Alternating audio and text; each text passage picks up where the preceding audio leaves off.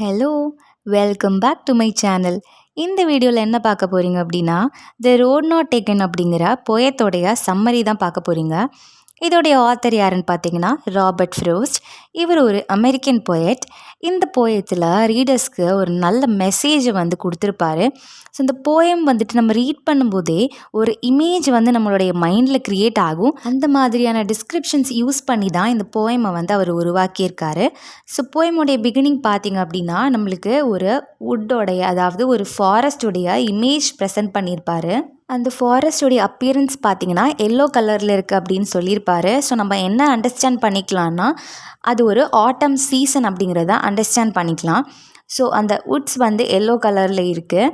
And அங்கே 2 road போகுது வேறு வேறு டிரெக்ஷனில். அண்ட் இந்த போயம் பார்த்திங்க அப்படின்னா ஃபர்ஸ்ட் பர்சன் நரேட்டிவில் இருக்குது. ஐ அப்படிங்கிற வேர்டை இந்த போயமில் பார்க்கலாம்.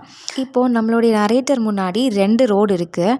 அவர் என்ன சொல்கிறாருன்னா அட் அ டைமில் அவரால் 2 ரோட்லேயுமே ட்ராவல் பண்ண முடியாது அப்படின்னு சொல்கிறாரு. அதனால எந்த ரோடு சூஸ் பண்ணணும் அப்படின்னு யோசிச்சுட்டு ரொம்ப நேரமாக அந்த 2 ரோடையும் பார்த்துட்டே இருக்காரு. 2 ரோடும் எங்கே போய் ரீச் ஆகுது அப்படிங்கிறத கண்டுபிடிக்கிறதுக்காக டீப்பாக பார்க்குறாரு.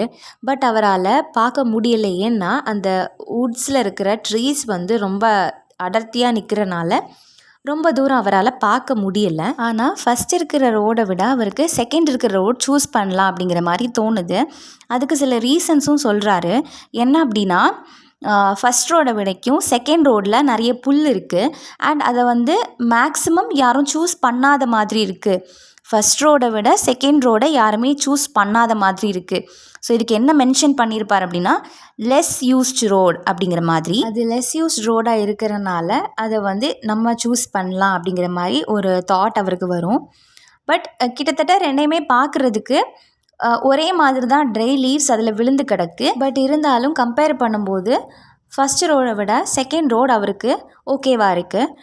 ஸோ ஃபஸ்ட் ரோடை என்ன சொல்கிறாருன்னா நான் இன்னொரு நாள் ட்ராவல் பண்ணுறதுக்காக வச்சுக்கிறேன், இப்போ நான் செகண்ட் ரோடை சூஸ் பண்ணுறேன் அப்படின்னு சொல்கிறாரு. இந்த போயத்தோடைய எண்டிங்கில் ஆத்தர் என்ன சொல்லியிருப்பார் அப்படின்னா ஃப்யூச்சரில் அவர் இந்த செகண்ட் ரோடை சூஸ் பண்ணதுக்காக ரொம்ப ப்ரௌடாக ஃபீல் பண்ணுறாராம்.